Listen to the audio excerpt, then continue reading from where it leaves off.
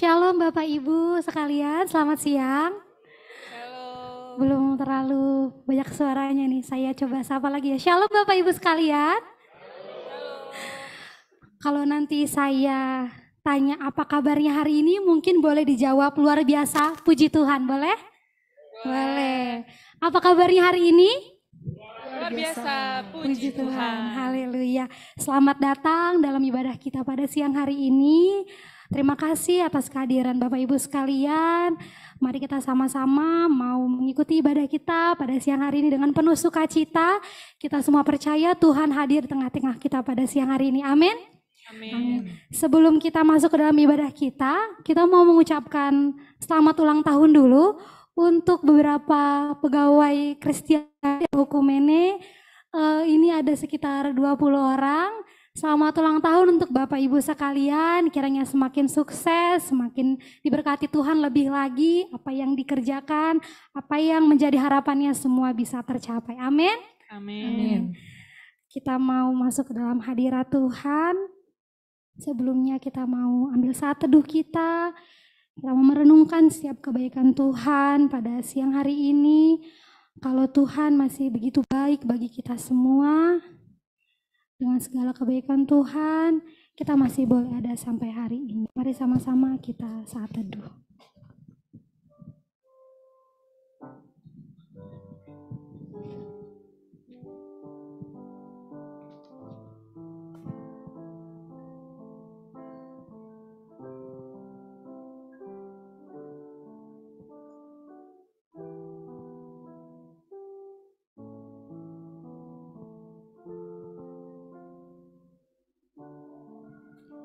Haleluya, terima kasih Tuhan Yesus. Kami sungguh merasakan kebaikan Tuhan begitu luar biasa bagi hidup kami. Terima kasih untuk kebaikan Tuhan, untuk cinta kasih Tuhan. Kalau kami masih boleh ada Tuhan sampai hari ini, semua karena kebaikan-Mu Bapa. Kami mau memulai ibadah kami pada siang hari ini Tuhan. Kami mau undang Roh Kudus hadir di tengah-tengah kami. Biarlah Tuhan yang melawat setiap hati kami, memberkati kami dengan kuasa darah Tuhan Yesus. Hanya dalam nama Tuhan Yesus Kristus kami sudah berdoa. Amin. Haleluya. Kita mau angkat satu pujian kita dengan girang dan bersukacita. Saya mau undang kita semua untuk bangkit berdiri.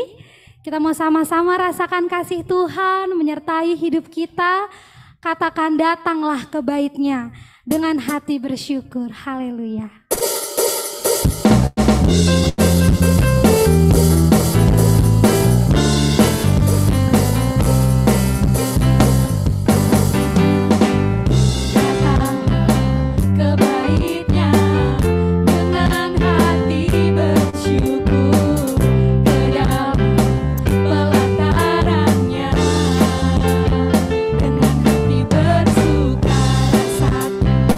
Dan lihatlah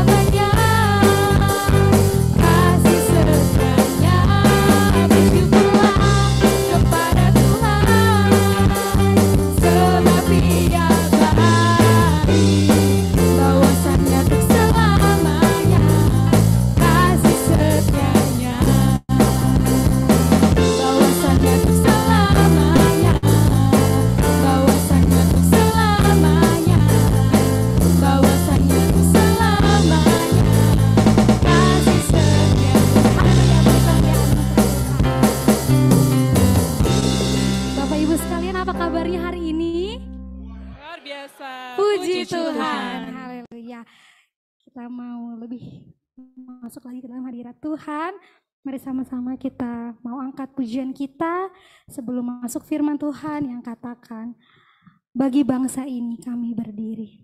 Haleluya.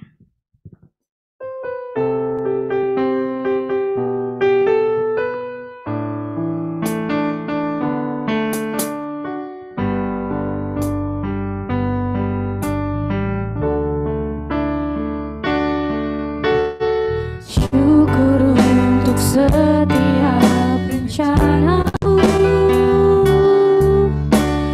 dan rancanganmu yang mulia. Dalam satu tubuh kami bersatu, menjadi duta kerajaanmu.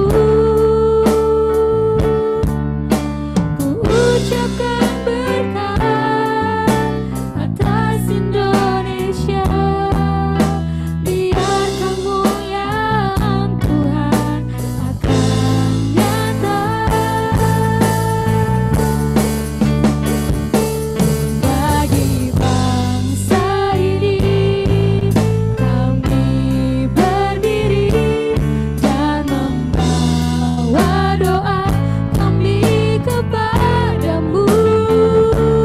Sesuatu yang besar pasti terjadi dan mengubahkan negeri kami. Hanya namamu Tuhan ditinggikan atas seluruh bumi.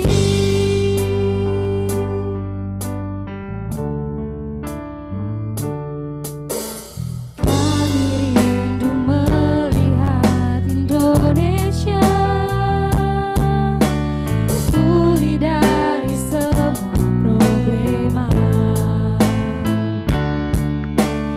hidup dalam jalan kebenaran-Mu, pancarkan terang kemuliaan-Mu. Ku ucapkan berkat atas Indonesia, biar kemuliaan Tuhan akan nyata. Bagi bangsa ini kami berdiri dan membawa doa kami kepadamu. Sesuatu yang besar pasti terjadi dan mengubahkan negeri kami. Hanya namamu Tuhan ditinggikan atas seluruh bumi.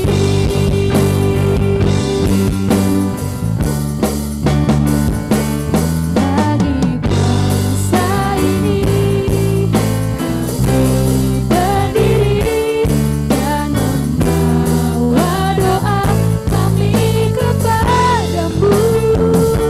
Sesuatu yang besar pasti terjadi dan mengubahkan negeri kami. Hanya namamu Tuhan ditinggikan atas seluruh bumi.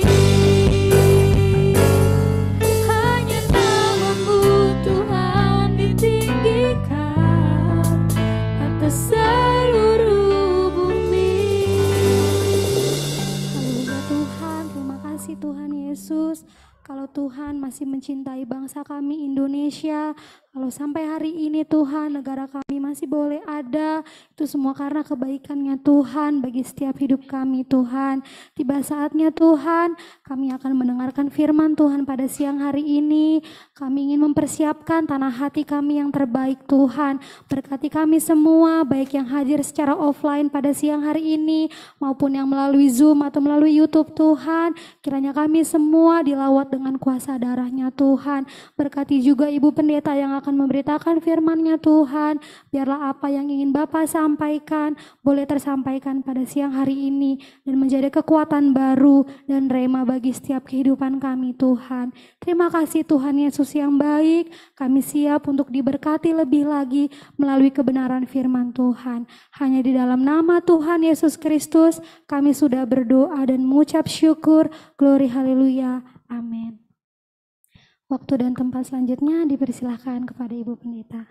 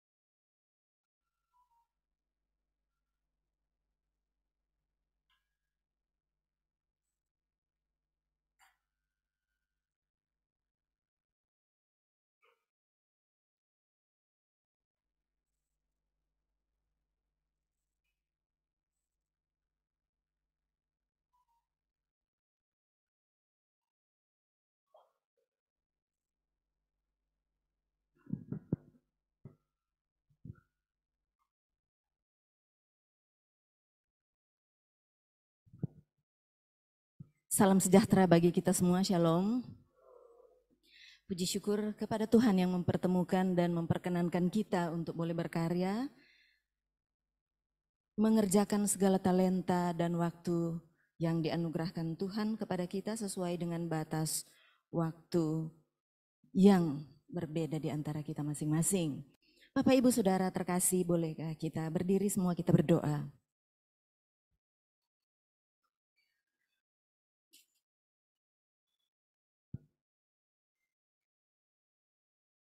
Syukur kami kepadamu, oh Tuhan Allah kami yang hidup. Allah sejarah yang telah menuntun kami semua dan membawa kami sampai sedemikian ini dengan segala maksud dan rencana Tuhan, menghadirkan kami di tengah-tengah tugas dan kerja kami di instansi ini. Kepadamulah, oh Tuhan, kami mempersembahkan segala karya hidup kami. Kepadamulah kami mempertanggungjawabkan segalanya. Dan oleh karena itu kepadamulah kami memohon belas kasih serta tuntunanmu agar perjalanan tugas dan karya kami berkenan sampai ke akhir, tak bercacat celah di hadapanmu dan menjadi persembahan yang hidup kepadamu. Saat ini kami menundukkan kepala kami karena sesungguhnya kami malu untuk tegak muka di hadapan Tuhan yang Maha Kudus dari segala keberdosaan dan kelemahan kami. Saat ini kami tertunduk menyatakan bahwa semua kami sama rendah di hadapan Tuhan. Dan semua kami adalah hamba dan yang menghamba kepadamu dalam keseharian hidup kami. Kami tertunduk di hadapan-Mu, oh Tuhan, karena kami mengaku bahwa tak ada satupun di antara kami yang dapat mengatakan diri lebih suci, lebih saleh, lebih bersih dari yang lain. Kami tertunduk di hadapan-Mu. Biarlah ini menjadi pertanda bahwa sesungguhnya kami penuh dengan segala kesalahan, pelanggaran, dosa, noda, dan aib. Dan karena itu kami baru bisa tegak muka kami ketika Tuhan mengampuni kami dan selalu memberikan kesempatan pertobatan kepada kami. Oh Tuhan, saat ini kami memerlukan dituntun oleh firman-Mu. Kami sungguh menyadari begitu banyak suara-suara yang berbisik di telinga kami penuh dengan janji-janji indah. Tetapi kami tahu bahwa firman-Mu lah satu-satunya yang dapat mengarahkan kami kepada kebenaran, kepada jalan hidup yang benar. Banyak sekali jalan yang ada di depan mata kami. Karena itu celikkan mata iman kami, agar kami dapat melihat dan membedakannya. Dan memilih jalan Tuhan, sambil bersedia menerima segala risiko akibat dari panggilan sebagai hamba, sebagai umat-Mu di tengah-tengah tugas kami. Berfirmanlah, oh Tuhan, kami berjanji akan hidup di dalam firman-Mu dengan pertolongan dan kekuatan dari-Mu. Amin. Silakan duduk lagi.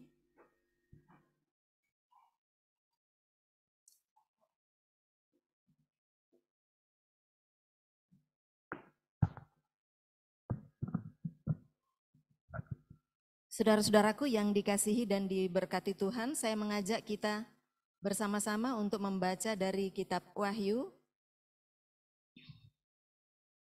Kitab Wahyu pasal 12 sampai ayatnya yang ke-13, 2 ayat kita akan baca untuk menuntun kita. Kitab Wahyu pasal 22 ayat 12 dan 13. Bolehkah kita membacanya bersama-sama dengan suara yang kedengaran? Mari kita membacanya. Sesungguhnya aku datang segera dan aku membawa upahku untuk membalaskan kepada setiap orang menurut perbuatannya. Aku adalah Alfa dan Omega, yang pertama dan yang terkemudian, yang awal dan yang akhir. Ibu bapak saudara-saudaraku yang dikasihi dan yang diberkati Tuhan. Mungkin masing-masing kita punya seseorang atau seorang tokoh yang begitu kita idolakan. Mungkin juga dari waktu kita masih kecil ya. Apakah itu tokoh kartun ataukah dia tokoh publik beneran. Atau jangan-jangan juga seperti sekarang banyak anak-anak kita mengagumi tokoh maya, di tokoh sosok maya.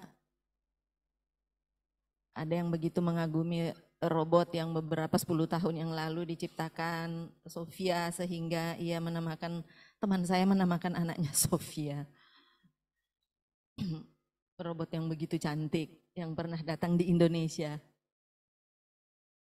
Yang sudah diberi kewargaan negaraan ya oleh Arab. Tetapi tidak jarang juga kita menokohkan seseorang yang begitu kita kagumi ucapan-ucapannya. Misalnya ada yang begitu mengagumi tokoh proklamator. Kata teman-teman saya, tanpa saya sadari, saya begitu sering mengutip ucapan-ucapan atau statement dari Bunda Teresa. Tanpa saya sadari di dinding kamar saya juga sejak saya masih gadis, di dinding kamar itu memang ada gambar-gambar Bunda Teresa, statementnya yang begitu humanis ya. Dan beberapa tokoh lainnya. Tetapi ternyata Bapak Ibu Saudara-saudara, seberapa dalamnya kekaguman kita kepada seseorang, bahkan anak saya dengan teman-temannya rela mengejar bintang Korea dimanapun mereka mau show. Harus minta cuti, minta izin dan lain-lain.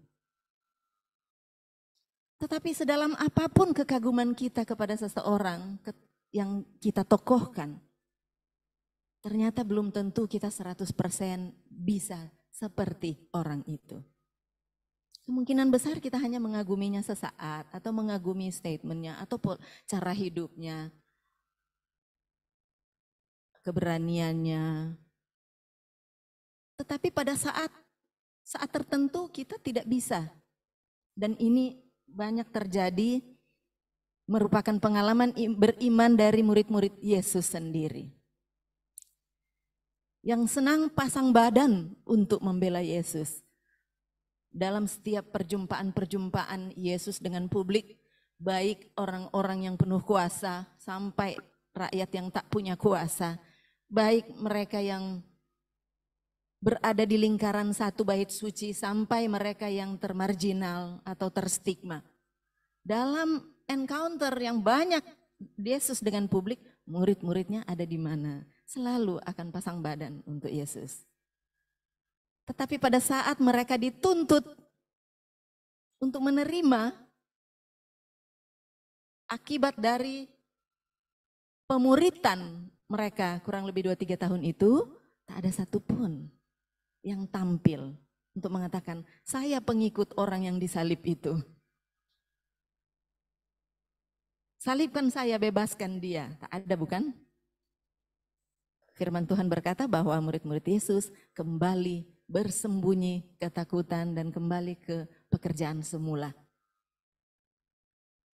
Baru beberapa hari tidak bersama-sama dengan seorang rabi yang begitu ditokohkan dalam hidupnya. Seolah-olah nggak nampak lagi sisa-sisa pembinaan dari diri Yesus.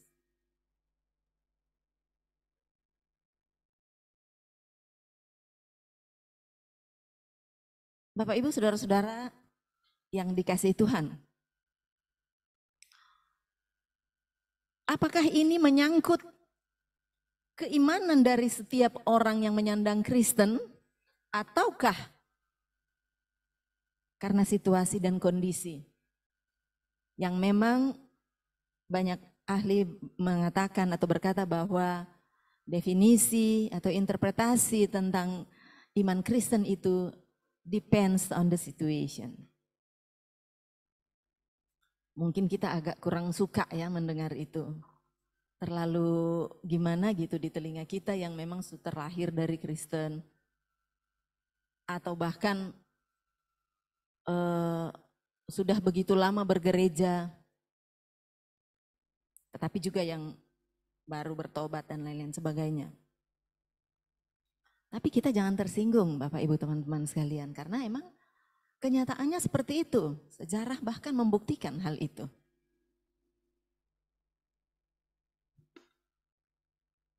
Menyandang kekristenan itu berarti menokohkan Kristus. Itu berarti menerima segala resiko apapun akibat dari pemuritan. Akibat dari yang kita sandang tadi, Kristen.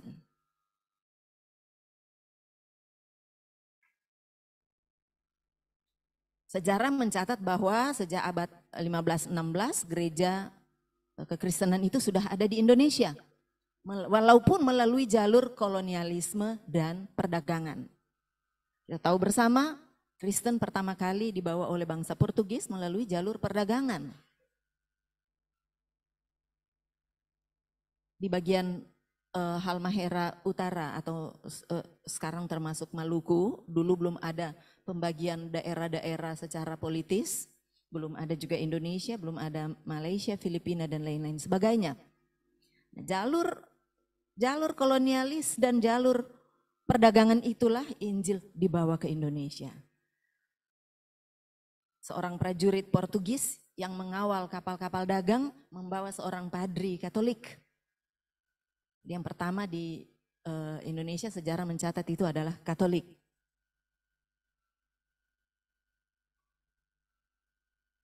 Dan itu berlangsung lumayan lama, baru kemudian pada era berikutnya, tadi abad 15-16, baru pada era berikutnya kita tahu bersama 17-18 itu kekristenan diambil alih oleh VOC.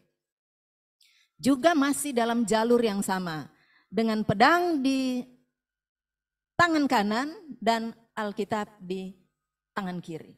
Pedang di tangan kanan dan salib di tangan kiri. Itulah asal mula kekristenan di Indonesia. Dan ketika dikuasai oleh VOC, maka itu menjadi Kristen, Protestan, Calvinis.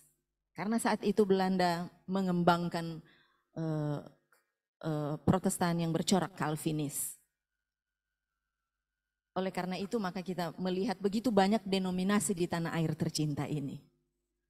Yang semuanya semata-mata sebetulnya adalah organisasi saja.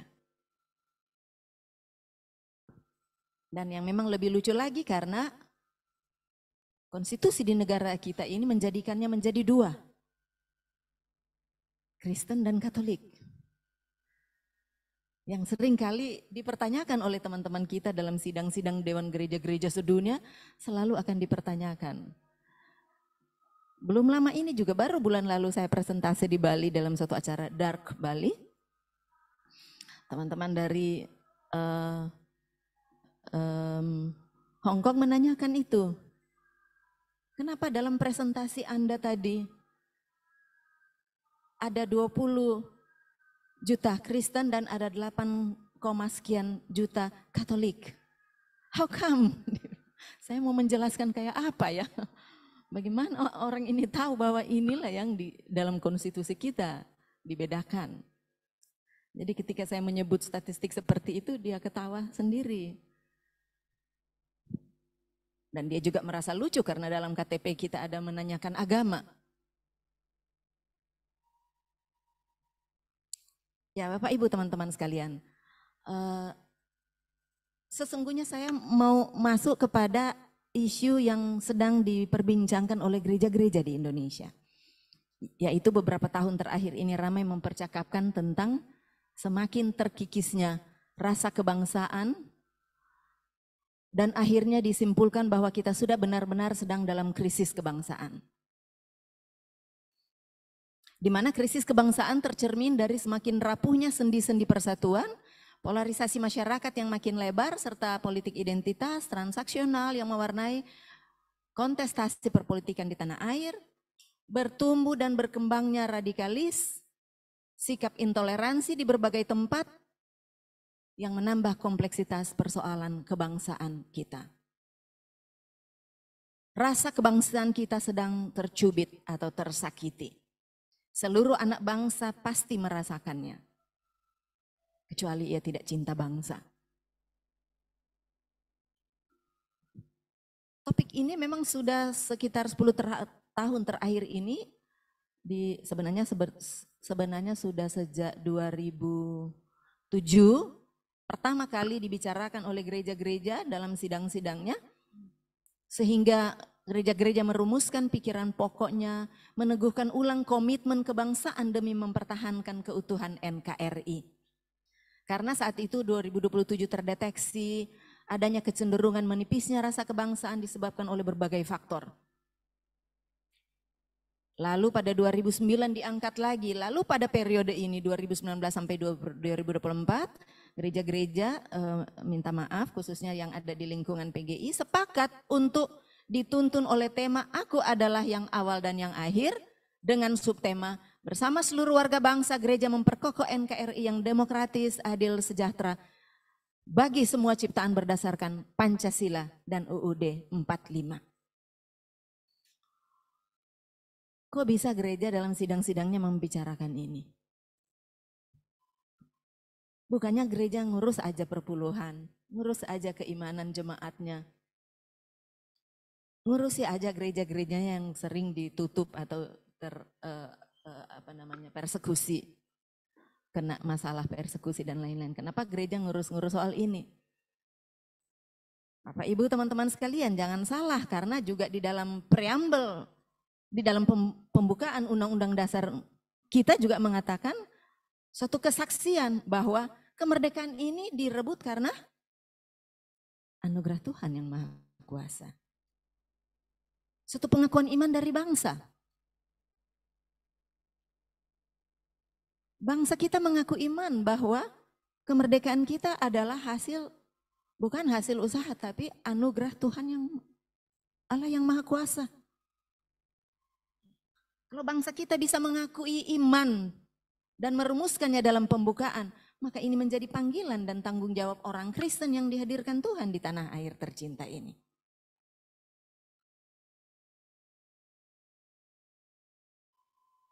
Apapun itu bentuknya, Bapak Ibu teman-teman sekalian, krisis kebangsaan yang dipetakan ini dengan berbagai sumber-sumber tentu saja dari berbagai pakar dalam sidang-sidang gereja, ternyata akhirnya juga disimpulkan bahwa orang Kristen turut menyumbang kondisi krisis ini. Loh kok bisa? orang Kristen di tanah air ini disebut turut menyumbang kondisi krisis kebangsaan ini, antara lain karena gagalnya dia menjadi the agent of peace. Gagalnya ia menjadi the channel of justice. Sementara semua konsentrasi hidup Yesus terarah ke situ. Menjadi agen perdamaian, menjadi saluran keadilan dan kesejahteraan. Hampir semua Injil fokus pada itu. Tetapi mengapa krisis kebangsaan ini antara lain bahwa Kristen turut menyumbang kondisi krisis? Karena tadi gagal menjadi the agent of peace, gagal menjadi the channel of justice. Bagi mereka yang kehilangan keadilan, bagi mereka yang kehilangan damai, sejahtera, bagi mereka yang mencari-cari rasa keadilan di tengah-tengah, di lingkungan, bahkan mungkin di sekitar aktivitas kita sebagai gereja Tuhan. Bapak Ibu Saudara, dengan demikian bahwa sebenarnya orang Kristen Indonesia sadar sebenarnya dan sadar sepenuhnya bahwa kehadirannya di tanah air ini tentu sedang terganggu. Kecuali kalau ia memang fokus pada dirinya sendiri, pada kelompoknya sendiri, pada gerejanya sendiri, aman diri sendiri, dan semuanya serba sendiri itu, maka ia tak akan pernah merasa bahwa kehadirannya adalah Kristen Indonesia, bukan Kristen di ruang hampa udara. Bahwa ia dengan secara bersengaja Allah tempatkan di tanah air ini. Kalau gereja hadir dari masa Portugis 1511, kemudian disambung dengan masa VOC 1596, dengan pedang di tangan kiri dan salib di tangan kanan. Lalu kemudian gereja-gereja menjadi mandiri di tanah air tercinta sesudah berlalu zaman kolonial itu. Kita berada pada dekade di mana kita diberikan kemerdekaan oleh Tuhan yang Maha Kuasa. Lalu apakah yang kita isi di dalamnya? Kalau kita masih melihat krisis kebangsaan yang antara lain tadi. Ada kelompok yang mengingkari keberagaman. Ada kelompok yang tidak pernah merasa puas. Rakus akan kuasa, rakus akan SDA, rakus akan materi. Sementara keberagaman suku agama ras adalah given, adalah suatu pemberian Allah yang tidak terelakkan, sehingga tidak dapat diseragamkan. Keberagaman adalah ciri khas jiwa bangsa kita. Bahkan sebelum bangsa kita merdeka, keberagaman itu sudah ada. Bahkan kemerdekaan itu direbut secara bersama-sama dengan keberagaman suku agama ras. Sehingga kita harus sama-sama menolak jika mau diseragamkan. Jiwa dari bangsa kita adalah keberagaman. Tapi banyak hal memang yang mengusik keberagaman itu sehingga tercabik-cabik, robek-robek dan harus dibayar mahal untuk menjahit keberagaman itu kembali. Antara lain kontestasi politik, baik daerah maupun bangsa nasional. Kalau disebut isu yang sedang burning tadi itu bahwa gereja sedang merasa terpanggil untuk bersuara di tengah-tengah krisis kebangsaan ini, seperti apakah itu Bapak Ibu Saudara-saudara? Sementara kenyataan kita masih menghadapi begitu banyak tantangan-tantangan terkait kehadiran Kristen di tanah air. Ternyata bagi Yohanes penulis kitab Wahyu itu tidak masalah.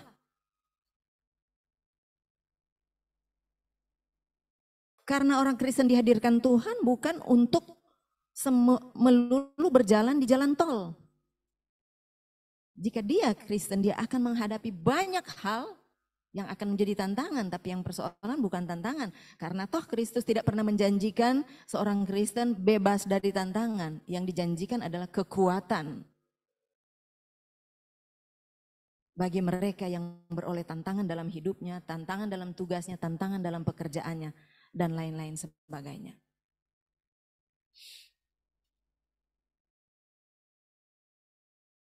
Yohanes yang menulis kitab Wahyu tadi juga sedang berada dalam tantangan yang luar biasa hebat. Bukan hanya secara politis, tetapi juga religius.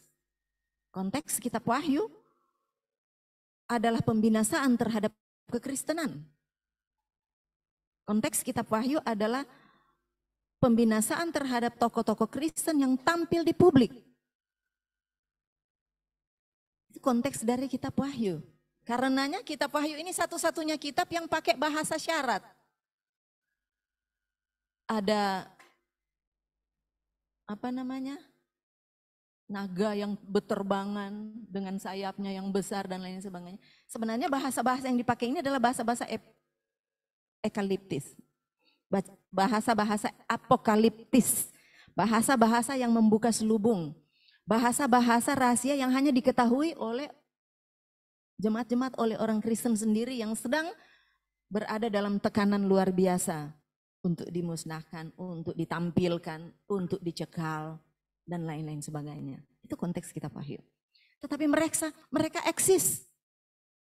Mereka tetap bertahan dalam keadaan ancaman luar biasa seperti itu. Dengan bahasa-bahasa isyarat yang dipakai oleh Rasul Yohanes tadi, maka mereka beroleh kekuatan. Karena itu jangan pakai kitab Wahyu untuk menghitung-hitung hari kiamat. Sebenarnya itu adalah bahasa apokaliptik. Untuk memberi kekuatan, ketabahan, kesabaran, ya penguatan kepada seorang percaya yang sedang berada dalam ancaman, tekanan, dan sedang berada dalam keadaan yang penuh tanda tanya. Itu eksistensi daripada kitab Wahyu. Nah, intinya adalah Rasul Yohanes mengatakan kepada jemaat yang sedang berada dalam tantangan ini, 3 hal di dalam ucapan, aku adalah yang awal dan yang akhir, Alfa dan Omega. Alfa adalah dalam alfabet Yunani itu huruf pertama dan Omega adalah terakhir.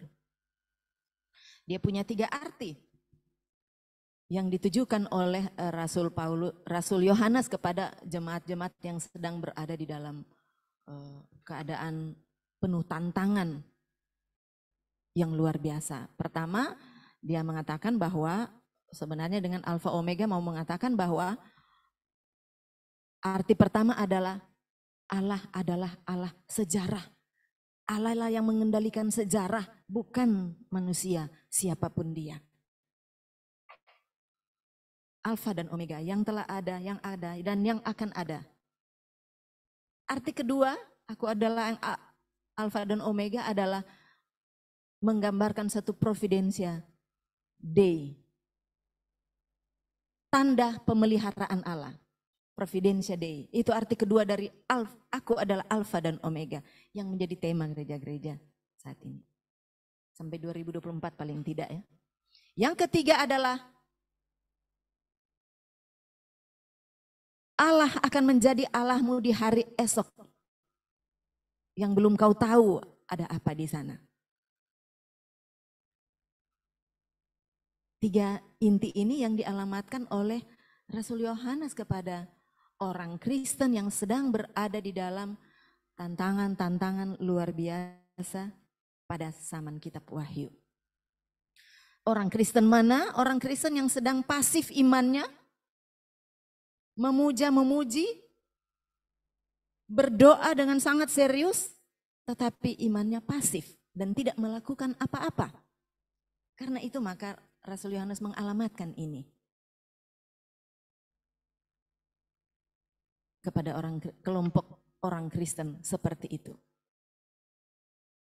Dia menjadi pasif, dia tidak dapat memberi partisipasi apapun ke tanah di mana dia berpijak pada saat itu. Padahal ia ditempatkan di situ. Bapak Ibu Saudara, kalau teks ini, aku adalah Alfa dan Omega ini ditujukan kepada kita atau kita baca saat ini.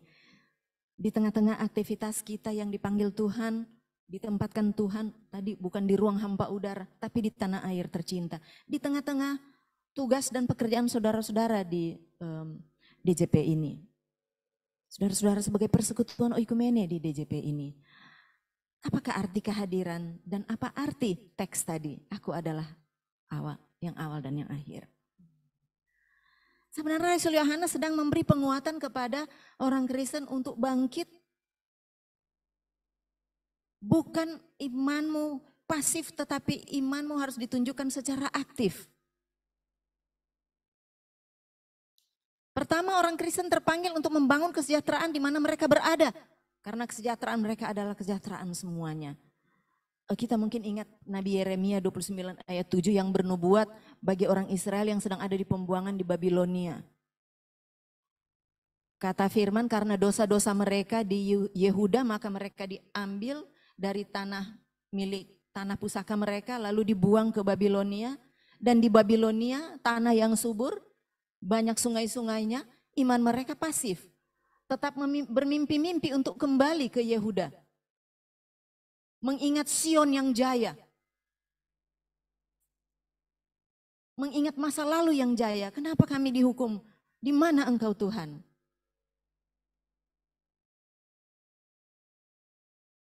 Pasif imannya. Tidak berbuat apa-apa untuk Babilonia sebagai negara mereka yang baru. Ya itu makanya banyak juga pengkhotbah yang kalau bicara soal ini mengingat itu ya kidung ratapan yang di dalam Mazmur 137 itu. By the river of Babylon. Di tepi sungai Babylon. Kami menangis meratap mengingat Sion yang jaya. Kapankah kami kembali ke tanah milik pusaka kami? Sayangnya By the River of Babylon itu yang versi terakhir oleh Bonnie M itu banyak diganti dan sehingga sudah hilang maknanya lagi ya oleh penyanyi oleh pengarang dan penyanyinya. Sebenarnya penyanyinya itu satu penyanyi rap ya dari Jamaika Kingston. Tapi tahu-tahu Bonnie M sudah merubah-rubah banyak hal sehingga yang merupakan penguatan yang ada pada refrainnya itu menjadi hilang makna. Jadi how can we sing the Lord's song in the strange land? Itu sudah dirubah luar biasa sebenarnya aslinya adalah how can we sing King Alpha song in the strange land? Orang Jamaika sedang memposisikan diri, mereka sedang dibuang seperti Israel dibuang di Babilonia tadi. Dan karena itu mereka memimpi-mimpi berharap-harap orang kulit putih ya yang menjajah mereka untuk segera out dari tanah milik kami ini. Seperti itu. Sama seperti orang Babilonia ini. Sama seperti orang Israel yang terbuang di Babilonia ini. Pasif, duduk-duduk di pinggir sungai. Padahal ya, air adalah kebutuhan hidup utama.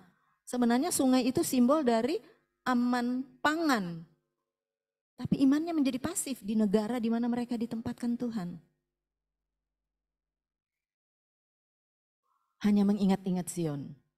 When we remember Zion, ya, sangat tidak menghargai ketika mereka ditempatkan Tuhan di bumi berpijak, yaitu di negara yang baru. Arti kedua, Bapak Ibu Saudara-saudara, arti kehadiran kita di tengah tugas pekerjaan kita di tengah bangsa ini sebagai orang Kristen adalah terpanggil menjadi tadi the agent of peace and justice. Kristen dihadirkan Tuhan di tanah air ini untuk berpartisipasi secara positif, kritis dan kreatif demi transformasi menuju masyarakat berkeadaban, menuju Indonesia Emas 2045. Berani membawa suara kenabian yang kritis, suara profetis, walaupun banyak tuduhan-tuduhan bahwa suara profetis, suara kenabian Kristen hilang. Jangan-jangan pita suaranya sudah rusak atau bertarif. Sedih juga ya dengar-dengar seperti ini. Di mana suara kenabian Kristen? Apa partisipasinya menjemput Indonesia Emas 2024? Mungkin kita harus mengingat lagi bagaimana Nabi Amos menolak ibadah-ibadah Israel. Karena ibadah-ibadah Israel itu begitu merayakan semua kultur, begitu merayakan semua kebaktian-kebaktian Israel, tetapi keadilan diabaikan. Mereka masih saja menindas, masih saja merampok, masih saja mengambil hak orang lain. Karena itu Amos mengatakan, aku menolak ibadah-ibadahmu. Ibadah yang sejati adalah, biarlah keadilan bergulung-gulung seperti air dan kebenaran seperti sungai yang selalu mengalir. Nabi Amos, nabi yang paling kencang suaranya menolak ibadah. Karena bagi dia ibadah yang benar adalah biarlah keadilan bergulung-gulung seperti air dan kebenaran seperti sungai yang selalu mengalir. Air dia akan mencari tempat yang di bawah. Kebenaran dan keadilan yang dirindu-rindukan oleh masyarakat bawah itu mestinya disediakan oleh setiap orang Kristen. Untuk hal yang kedua ini, panggilan Kristen yang kedua ini, Bapak Ibu teman-teman, saya selalu teringat cerita dari daerah asal saya ya di Minahasa. Pedagang gula pasir di kota Manado versus petani gula aren di Tomohon. Tomohon itu terkenal penghasil gula aren ya, banyak saguer, banyak cap tikus di sana, makanya banyak juga tanda tanya. Nah, petani gula merah ini setiap bulan dia akan datang ke kota Manado, kota kelahiran saya, untuk menukar gula merahnya dengan gula pasir. Setiap dia datang, setiap bulan dia menukar 5 kg gula merah dengan 5 kg gula pasir. Pedagang gula pasir di kota Manado ini seperti biasa, di dinding rumah ada salib, di meja kasir tuh ada ayat Alkitab yang dikutip di stiker, begitu ya. Di leher ada kalung salib. Kalau ada orang Manado di sini, ya itu ya, itu ciri khasnya. Tapi jangan-jangan maknanya hilang salib yang di dinding ayat Alkitab yang ada di meja kasir itu. Ceritanya begini, satu saat si petani gula merah datang mau menukar lagi ke pedagang gula pasir. Dia bawa, "Om, kenapa tuh gula merah om? Kasih pak kita gula pasir 5 kilo. Ngerti ya Bapak Ibu saya ngomong gini? Si pedagang gula pasir bilang, oke, baik. Maka pedagang gula pasir si om bilang, kenapa nganape 5 kilogram gula pasir? Bawa Jo, pulang Jo. Udah. Satu saat si petani gula merah datang masih jauh, dia udah dibentak-bentak sama pedagang gula pasir.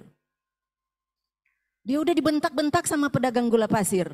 Masih jauh. Si petani gula merah ini menenteng gula merahnya, dia udah dibentak-bentak sama pedagang gula pasir. Ngana curang. Ngana bikin bodok pak kita. Kau tipu aku, kau curang. Ternyata gula merahmu itu nggak genap 5 kilogram. Si petani gula merah bilang, aduh minta maaf, aduh jangan marah. Gitu. Oke, kita mau ganti semua, hitung Jo. Berapa tahun, hitung Jo. Kita mau ganti semua. Begitu si petani ini bilang. Si pedagang gula pasir bilang, oke, saya hitung, ngana mesti ganti semua ya. Ini di dinding ada salib di belakang nih. Di meja ada stiker ayat Alkitab ini. Ya udah, setelah dia hitung, lagi hitung-hitung, si Pak Tani ini mau ganti kerugian-kerugiannya, tahu-tahu si Pak Tani bilang, Om, mana ada jual timbangan? Makin marah pedagang gula pasir ini. Lah, jadi selama ini Ngana nggak punya timbangan di rumah di Tomohon gitu. Iya, nggak punya. Loh, lalu gula merah itu ditimbang pakai apa? Ya, aku ngambil kayu. Ujung kayu sebelah, aku gantung gula pasir dari Om. Lalu ujung kayu sebelahnya, ya saya masukin gula merah satu-satu sampai seberatnya sama gitu. Ya itulah Bapak Ibu teman-temannya ya. Jadi ternyata juga simbol-simbol kita, salib, ayat-ayat itu juga tidak menjamin bahwa kita menokohkan Kristus. Itu benar-benar kita hidup penuh dengan keadilan dan kebenaran seperti Kristus. Ternyata yang menipu bukan si petani. Ternyata penipu ulungnya justru adalah si pedagang gula pasir yang kiosnya penuh dengan salib itu. Karena si petani hanya mengikuti berat gula pasir itu, dia tidak punya timbangan. Itu arti yang kedua, Bapak Ibu teman-teman, menjadi the agent of justice, the channel of peace.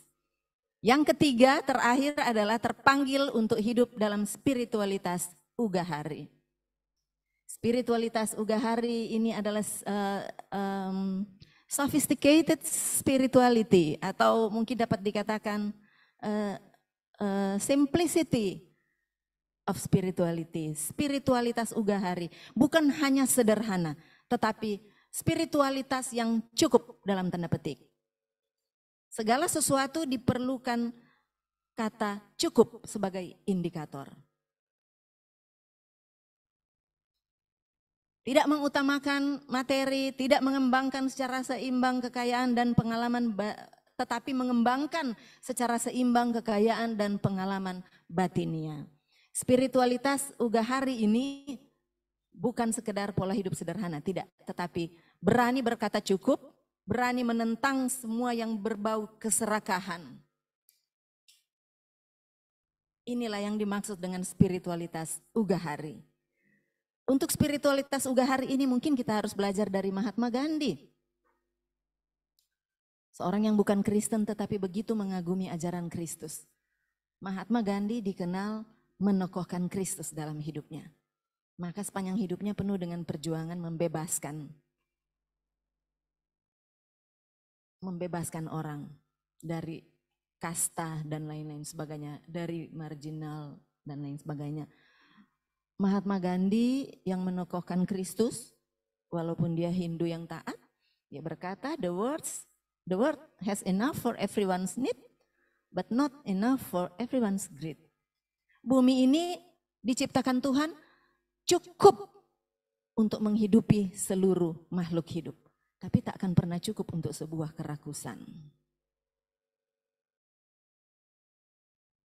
Spiritualitas ugahari ini berkembang dari tokoh non-Kristen yang menggunakan ayat-ayat Alkitab di dalam ajaran-ajarannya, di dalam perjalanannya keliling dunia. Dia keliling dunia dengan kecukupan. Tidak pernah memakai sepatu. Dan dia selalu berkata cukup. Karena dengan berkata cukup kepada diri kita sendiri, maka sesungguhnya kita telah menjadi alat Tuhan bagi dunia dan bagi sesama dimanapun kita berada. Bapak Ibu teman-teman sekalian, ini 3 arti kehadiran kita. Menurut 3 arti kehadiran kita, Kristen Indonesia, bukan Kristen di ruang hampa udara, bukan Kristen kebarat-baratan, bukan Kristen Israel, bukan juga Kristen Alkitabiah, tetapi Kristen yang dihadirkan Tuhan di tanah air Indonesia untuk berpartisipasi aktif, kritis, dan kreatif. Berada di tengah-tengah bangsa kita. Ketika sadar akan peran di tengah-tengah masyarakat, kita membangun bersama, maka tentu saja kita akan menjemput Indonesia Emas 2045. Di sanalah kita akan mempertanggungjawabkan karya, tugas pekerjaan di meja kerja kita masing-masing. Apakah meja Bapak Ibu ada ayat atau tidak, itu tidak ngaruh, nggak ngaruh ya. Atau Pak ada kalung di saya ada kalung salib di leher saya. Itu sebenarnya nggak ngaruh juga. Kita memerlukan simbol-simbol seperti itu, tapi yang lebih utama adalah 3 sikap hidup tadi di tengah-tengah tugas dan pekerjaan kita. Simbol-simbol itu perlu, itu akan menguatkan keimanan kita, tetapi bukan itu tujuan, bukan simbol mengatur kita, tapi kitalah yang ada di tanah air tercinta ini berpartisipasi aktif di dalamnya. Karena kita memperoleh janji tadi bahwa Allah mengatakan, aku adalah yang awal dan yang akhir. Aku adalah Alfa dan Omega. Orang Kristen Indonesia juga, sebenarnya ada satu slide terakhir. Ya, Kristen Indonesia yang disuarakan oleh Persekutuan Gereja-Gereja di Indonesia adalah termasuk di dalamnya bayar pajak. Waktu Pak Dirjen ke kantor kami sempat menunjukkan, ini loh Pak, PGI itu dari masuk jadi karyawan itu sudah motong pajak. Gitu. Dan inilah suara PGI ke gereja-gereja anggota di seluruh Indonesia. Masuk PGI pertama kali wawancara aja, mau dipilih aja ditanyain punya NPWP apa enggak. Dulu 20 tahun lalu saya bingung-bingung sendiri, kok ditanyain NPWP bukan ditanyain Alkitab. Gitu. Sampai saya terpilih menjadi wakil sekjen, sudah periode kedua ini. Kami tetap mengkampanyekan seperti itu, dimanapun, kepada gereja anggota manapun yang hadir di Indonesia, maka ia harus melaksanakan kewajibannya di Indonesia. Terima kasih sekali kunjungan Pak Dirjen beserta dengan bapak-bapak, mungkin ada di antara bapak-bapak yang datang ke kantor kami bulan lalu, 2 bulan lalu ya, Maret ternyata sudah beberapa bulan lalu. Itu menguatkan kami untuk melanjutkan misi menyuarakan kewajiban warga negara orang Kristen di Indonesia. Membangun bangsa dengan taat pajak. Tuhan memberkati kita semua. Amin.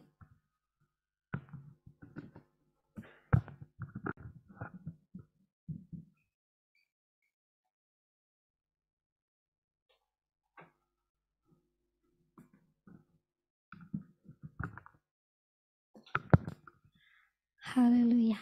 Terima kasih Bu Pendeta Krise Gosal untuk setiap pemberitaan firman Tuhan pada siang hari ini.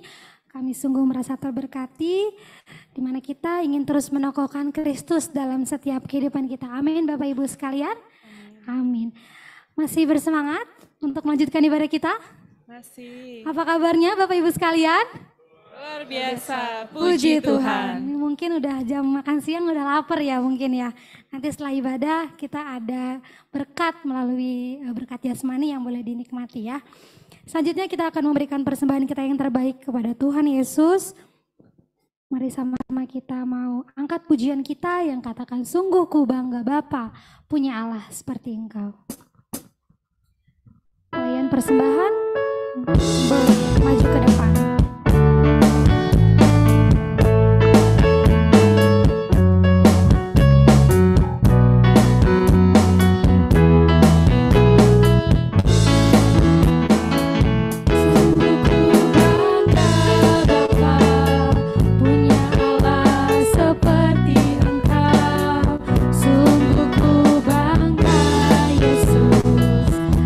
Atas segala pengorbananmu.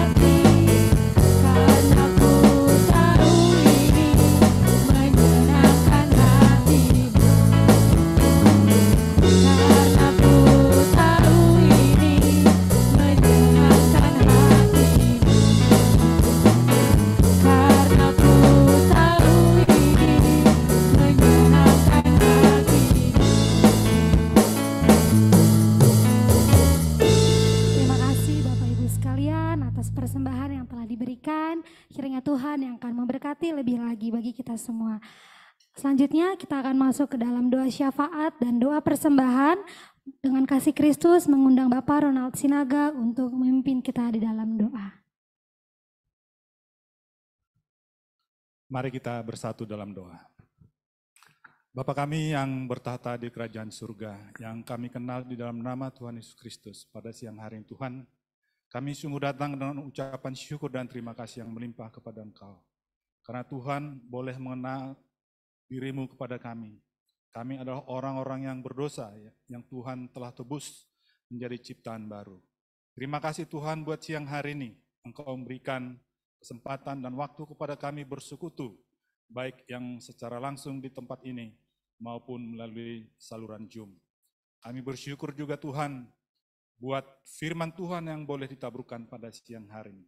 Kami bersyukur mempunyai Allah yang sangat mengasihi kami, yang adalah Alfa dan Omega. Sehingga kami Tuhan, kemanapun kami melangkah, kami tidak perlu takut ya Tuhan. Secara khusus kami berdoa untuk anak-anak Tuhan, yang Tuhan tempatkan di Direktorat Jenderal Pajak. Ya Tuhan, jadikanlah kami seperti Daniel, Sadrah, Mesa, dan Abednego, yang mengenalkan Tuhan dalam melaksanakan tugas kami sehari-hari, supaya sungguh nama Tuhan yang dipuji, dipermuliakan. Terima kasih buat kebaktian siang hari ini, biarlah ini Tuhan menjadi kemuliaan bagi nama Tuhan. Kami juga telah mengumpulkan persembahan yang kami terima dari kasih dan pemberian Tuhan. Berkatilah persembahan ini untuk boleh dipakai untuk kemuliaan nama Tuhan, dan untuk memperluas kerajaan Tuhan melalui pelayanan di DJP. Kami juga bersyukur buat hamba-Mu, Pendeta Krisye Gosal, yang Tuhan telah utus menjadi saluran berkat bagi kami. Berkati beliau, keluarganya, dan pelayanannya Tuhan, supaya melalui pelayanan dari hamba-Mu ini, nama Tuhan boleh semakin dipuji dan dipermuliakan. Kami juga berdoa untuk saudara-saudara kami yang di Direktorat Jenderal Pajak yang sedang sakit hari ini, baik di rumah sakit maupun yang menjalani perawatan di rumah ya Bapa. Engkaulah tabib yang agung, kami menyerahkan mereka dalam tangan-Mu, kiranya Tuhan mengaruniakan kesembuhan kepada mereka, supaya mereka boleh kembali pulih dan boleh beraktivitas seperti sedia kala. Kami juga berdoa ya Tuhan buat khususnya seorang saudara kami, yaitu Juanto Andika Simarmata, yang akan melangsungkan pernikahan pada tanggal 12 Agustus tahun ini ya Tuhan. Kami serahkan segala persiapan ke dalam tangan-Mu. Biarlah keluarga yang dibentuk menjadi keluarga yang takut akan Tuhan, dan boleh menjadi berkat bagi orang lainnya Bapa. Bapa di dalam surga, kami tidak lupa menyerahkan saudara-saudara kami, bapak-bapak kami yang Tuhan pilih di Direktorat Jenderal Pajak. Biar Tuhan memberkati mereka. Kami berdoa untuk bangsa dan negara kami, dari Presiden, Menteri, semua pejabat dari tingkat pusat sampai ke daerah ya Tuhan. Kami berdoa kiranya Tuhan memberikan kepada mereka hikmat dan takut akan Tuhan, untuk boleh menjalankan roda pemerintahan demi kemakmuran masyarakat pada umumnya ya Tuhan. Kami juga berdoa untuk ketertiban bangsa negara kami, khususnya dalam menjelang pemilu tahun yang akan datang. Kami tetap berdoa dan menyerahkan kepadamu, kiranya Tuhan menganugerahkan kedamaian dan ketertiban bagi kami. Sekali lagi Tuhan, kami datang kepadamu, ampuni segala dosa kesalahan kami ya Tuhan. Kalau sebentar kami akan kembali dari tempat ini ke tempat tugas kami masing-masing, kiranya Tuhan tetap menyertai kami, menjauhkan kami dari segala mara dan bahaya. Terpujilah Engkau ya Bapa. Marilah kita berdoa seturut dengan doa yang Tuhan Yesus ajarkan kepada murid-muridnya. Bapa kami yang di surga, dikuduskanlah nama-Mu, datanglah kerajaan-Mu, jadilah kehendak-Mu di bumi seperti di surga. Berikanlah kami pada hari ini makanan kami yang secukupnya, dan ampunilah kami akan kesalahan kami, seperti kami juga telah mengampuni orang bersalah kepada kami. Dan janganlah membawa kami ke dalam pencobaan, tetapi lepaskanlah kami daripada yang jahat. Karena Engkaulah yang punya kerajaan, dan kuasa, dan kemuliaan sampai selama-lamanya. Amin. Terima kasih Bapak Ronald Sinaga atas pemimpinannya dalam doa kita pada siang hari ini. Sebelum kita tutup ibadah kita pada siang hari ini, sama-sama saya mau mengundang kita semua untuk bangkit berdiri. Kita mau angkat satu pujian kita sebelum masuk ke dalam doa penutup dan doa berkat yang katakan hidup ini adalah kesempatan.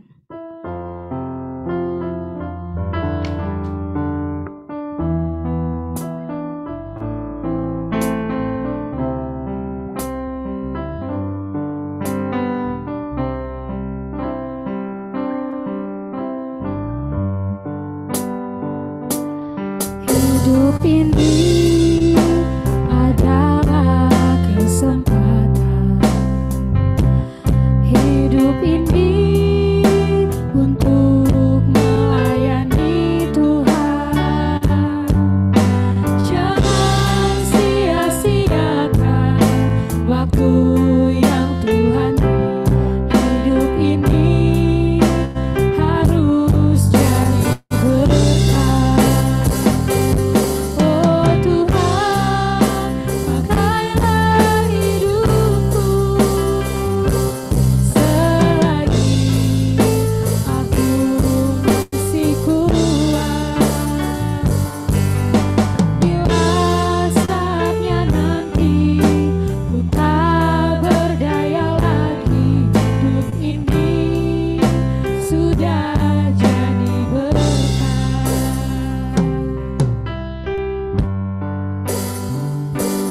Hidup ini adalah kesempatan.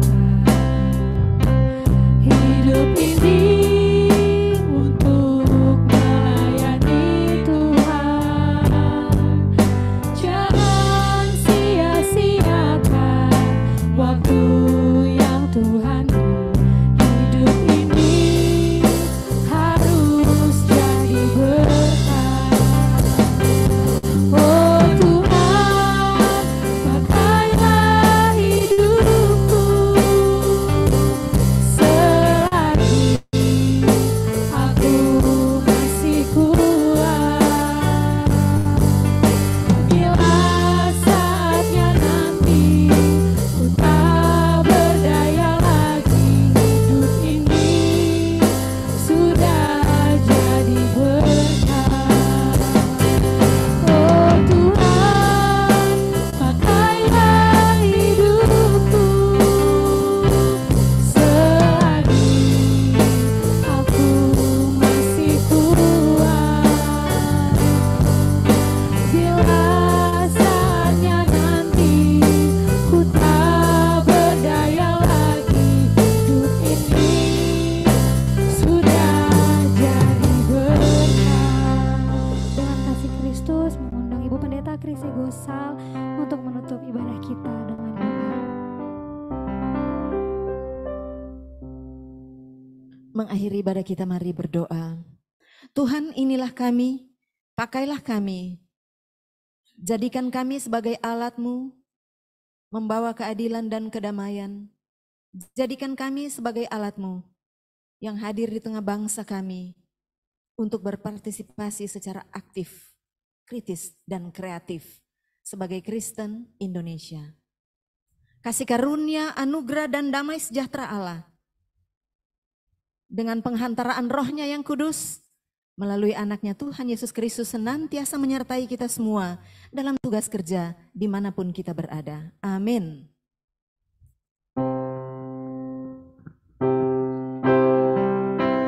Terima kasih Bapa, terima kasih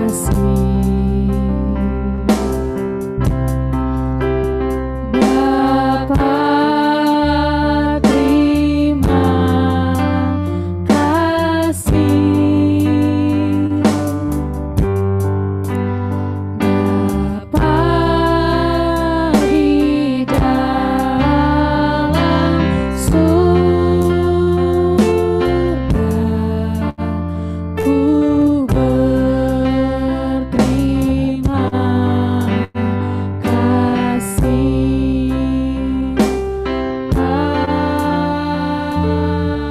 Amin. Haleluya, silakan duduk Bapak Ibu sekalian.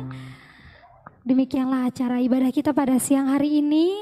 Terima kasih untuk kehadiran Bapak Ibu sekalian. Kiranya kita semua pada siang hari ini sudah diberkati oleh Tuhan. Waktu selanjutnya saya serahkan kepada pengurus dari Okumene untuk memberikan pengumuman. Terima kasih, puji Tuhan ibadah kita sudah selesai. Dan terima kasih untuk plan kita hari ini, itu Ibu Pendeta Chrisye, Wakil Sekretaris Umum PGI. Tadi saya menarik di kalian bahwa karya Tuhan kemerdekaan kita ya. Mungkin di kantor kita masing-masing sudah mulai merayakan ya lomba-lomba 17-an. Jadi Agustus ini makin tebal rasanya rasa nasionalisme kita ya. Jadi minggu depan mari bersekutu kembali secara Zoom dengan tema potret 78 tahun Indonesia Merdeka ya di Jumat Kejepit 18 Agustus. Penyelenggaranya Kanwil Nusra, jadi kita bergabung secara Zoom. Ya, tidak ada di tempat ini tapi secara Zoom 18 Agustus. Kemudian minggu depannya itu adalah potret Indonesia di masa mendatang ya. Pembicaranya kita kumpul di sini. Penyelenggaranya IP dan Kidsda, pembicaranya Profesor Ekonomi dari UI ya. Terima kasih untuk Bapak Ibu yang sudah hadir secara Zoom. Tadi melihat ada dari KPP Madya Tangerang ya, Pak Arief dan Pak Waruno, Pak Ferdinand dan semua yang sudah hadir secara Zoom. Terima kasih dan terima kasih istimewa buat penyelenggara hari ini dari KPP ya, KPP Kemayoran, Sawah Besar 1 dan Sawah Besar 2 ya, khususnya yang sebagai pelayan MC ada Mbak Teresia Ranginangin, singer ada tadi cuma berdua ya. Iya. Ada 3 namanya ya, ada yang titip absen ya. Dewanti. Kemudian pemusik ada Mbak Eva dan Mas Bram, kemudian additional player kita ada Laser, Dosafat, terima kasih Pak Ronald, Kolektan, ada Dela Cita, Sylvia, Wilpi dan Alex. Doa makan nanti Pak Guntur dan konsumsi ada 4 orang yang menyiapkan. Terima kasih untuk Ibu Monica, Ibu Krisnawati, Pak Gregorius dan Pak Willy. Terima kasih. Untuk 3 KPP ini mohon berdiri sebentar di tempat supaya kita saling kenal. Bisa berdiri di tempat. Terima kasih atas pelayanannya. Terima kasih atas pelayanan Bapak Ibu sekalian. Silakan duduk kembali. Dan terima kasih juga untuk makan siang yang sudah disiapkan. Kami persilakan untuk Pak Guntur untuk membawakan doa makan.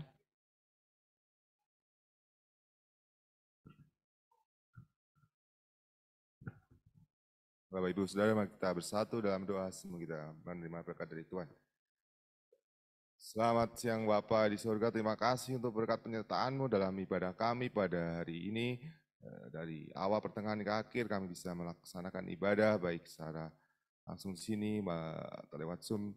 Ya Bapa, dalam lancar sampai akhirnya Bapa, saat ini kami terkhusus berdoa untuk berkat yang telah Engkau bahkan kepada kami melalui makanan yang telah disediakan. Engkau berkati makanan ini Bapa, berguna bagi tubuh dan kesehatan kami untuk melanjutkan aktivitas kami di tempat kerja kami. Engkau juga berkati saudara-saudara kami yang kekurangan ya Bapa, kami yakin dan percaya Engkau selalu memberikan berkat yang melimpah buat saudara-saudara kami ya Bapa. Selanjutnya Engkau berkati perjalanan kami pulang menuju tempat kerja kami kembali ya Bapa. Engkau sertai, Engkau bimbing dalam perjalanan supaya sampai ke kantor tempat kerja kami dalam keadaan selamat dan Kau kembali kumpulkan kami Jumat yang datang ya Bapa untuk bersama-sama kembali beribadah, bersekutu untuk kemuliaan nama Tuhan. Ampunkan dosa dan kesalahan kami ya Tuhan, dalam nama Yesus Kristus kami doa dan ucap syukur, haleluya, amin. Terima kasih Pak Guntur. Terima kasih Bapak Ibu sekalian. Sampai ketemu minggu depan lewat Zoom dan 2 minggu lagi di ruangan ini. Selamat makan siang, selamat beraktivitas kembali.